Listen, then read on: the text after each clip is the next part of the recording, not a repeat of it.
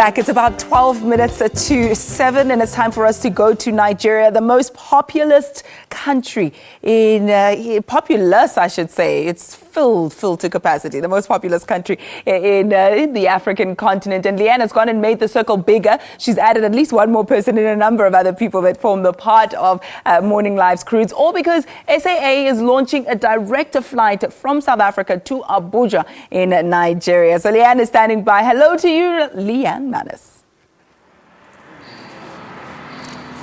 Good morning once again, Ayanda. And I can tell you one thing. I know you talk about Nigeria being one of the most populous countries, and it really is. But I have to emphasize, this is not Lagos. This is Abuja. And there is a very, very big difference between the two of them. Everybody's saying to me, yeah, you've had a soft landing into Nigeria. So in comparison to Lagos, where I don't think you can actually move because there are so many people, at least here there's a lot more space and there's a lot more place to go around and kind of explore and see what's happening in and about Nigeria. So like I say, soft landing. Next time I got to make my way into Lagos and experience that. I don't think you've been to Nigeria until you've been to Lagos.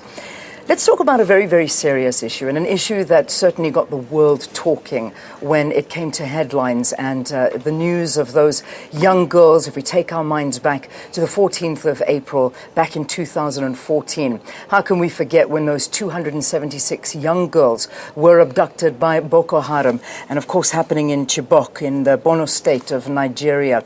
Well, can you believe that today marks 647 days since then? And still, some of these girls are missing.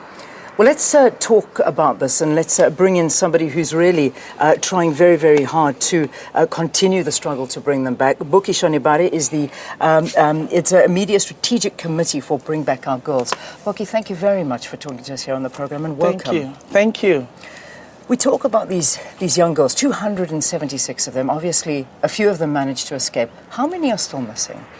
There are 219 still missing, 276 were abducted, and 57 escaped within the week of the abduction. And now we're waiting for 219 of them. Yeah. And let me say that it's been 655 days of that abduction. 655 days. So 5 days ago, we were commemorating 650 days since the abduction of the girls. Wow. Any ideas? Any clues of their whereabouts? There's been several speculations as to where they could be. There's not been any official statement that says that this is the exact location of the Chibok girls. During the presidential media chat in December, the president particularly said to us that they've been waiting for the Chibok girls, but particularly that there is no credible information as to the location of the Chibok girls. So even we as advocates and activists on this particular matter, we do not know exactly where they are. I was in Chibok in September of 2015, and one question I kept asking the Chibok people, even in Chibok, is, do you have an idea where your girls are? And even them cannot say specifically.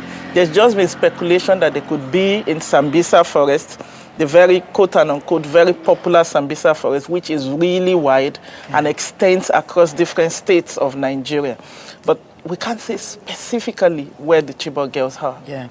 What kind of assistance are you getting? I know that, I was reading very recently that this campaign has been revived and that the search is going to obviously still continue. Has it been happening for all these days that you're talking about? Did it ever sort of fizzle out a little bit, or has it always been up there? We've been advocating for 640 days now. We came out 15 days after the abduction. And then one thing, we have seen different faces of the advocacy. At the beginning, there was that outcry. So many people were talking about it. You could recall Michelle Obama and several other celebrities talked about it. And then that raised the awareness. But when action, was not being taken and the girls were not coming back, you could say that lethargy set in, and then there was a nosedive in in how much the Chibok girls issue or the Bring Back Our Girls issue was being talked about. So we've experienced different phases, but now that we have a new administration where President Buhari had come into power, one thing was critical for us to re-engage him, for us to make sure that this issue is pushed back on the front line. And what we did was to re-engage him. So on July 8th, barely 2 months after he became the president, we had to engage him. And then after that, we engaged him again on January the 14th. Yeah. So we keep trying everything possible to engage different stakeholders in a bid to ensure that the issue of the Chibok girls is placed on the front line.